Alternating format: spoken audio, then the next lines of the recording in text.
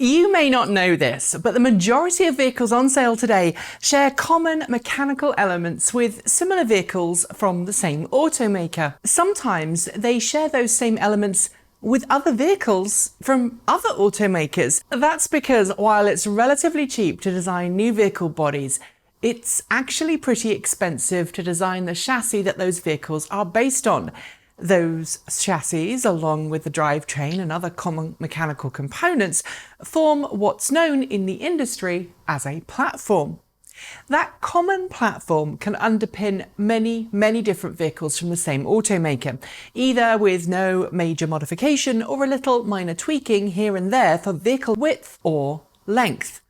Under the bonnet, or hood if you're in some parts of the world, the thing providing power, be it an internal combustion engine or electric motor, may also be shared across multiple different models. It not only cuts down costs associated with developing and building a new vehicle, but it also makes it easier and cheaper to produce parts and aftermarket accessories for that same vehicle. In short, the auto industry has been producing modular vehicle designs for years. So why, you might think, haven't automakers started doing the same with electric cars? Well, actually, they have. Honda has just become the latest automaker to do so, with the news that it's designing a new range of electric vehicles for the North American market that will be based on a modular vehicle platform. With that in mind, we figured it was about time to explain the basics of modular vehicle design, detail some automakers who are already using it, and cover some of the things that modular design makes possible. First, let's talk about what modular design is and isn't. Unlike a vehicle platform in which a single common chassis and maybe drivetrain and powertrain are shared across multiple vehicles, a modular design platform features various different components which are interchangeable between different vehicles from the same company, or again, from different companies. These different components will all share common mounting holes and common connectors, as well as mechanical linkages if appropriate, making it easy to produce different models and variants of the same model on the same production line. But it doesn't require all cars look the same. That's an entirely different problem with today's auto industry that I'm not going to go into. The Kia Niro family of cars, that's the Niro Hybrid, plug-in hybrid and EV, are all examples of modular vehicle design in use. So too is Volkswagen's new MEB electric vehicle toolkit that underpins the upcoming ID.3 and will eventually be found in 20 plus new electric models from Volkswagen in the next decade. In Volkswagen's case, its modular vehicle design means that a common powertrain and power electronics system can be used across multiple different vehicles of different sizes. It's actually this kind of design philosophy that Volkswagen and others are hoping will make it possible for them to bring a wide range of plug-in cars to market in the next few years. Given that they already have experience in modular vehicle assembly, these companies are hopeful that they can simply apply what they already know about modular design and production to electric cars.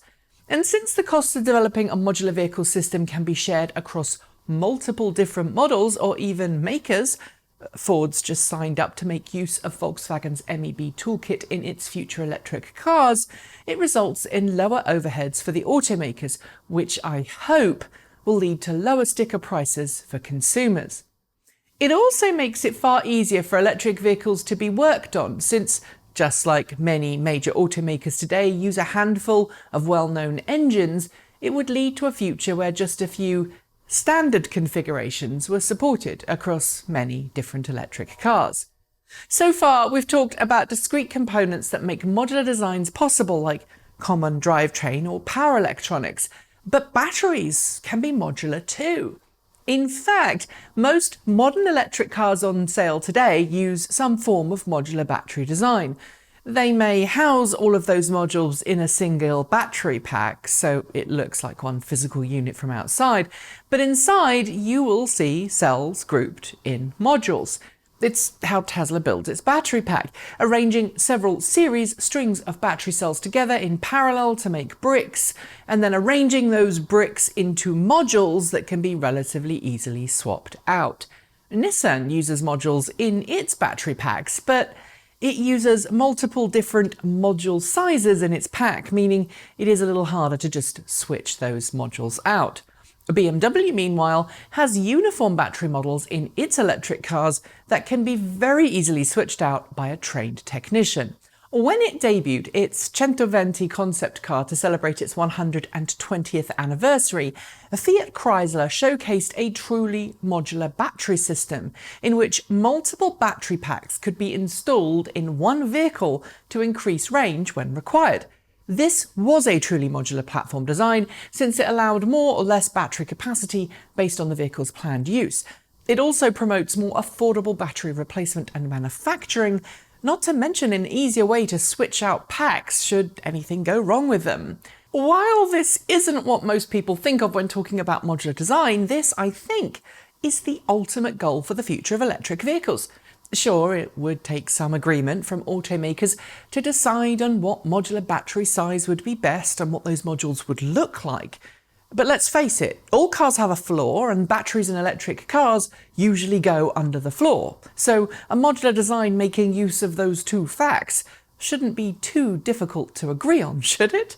And that, I think, like other modular electric vehicle designs, would really accelerate the EV rollout. That's it. Thanks for joining me, and I'll see you next time.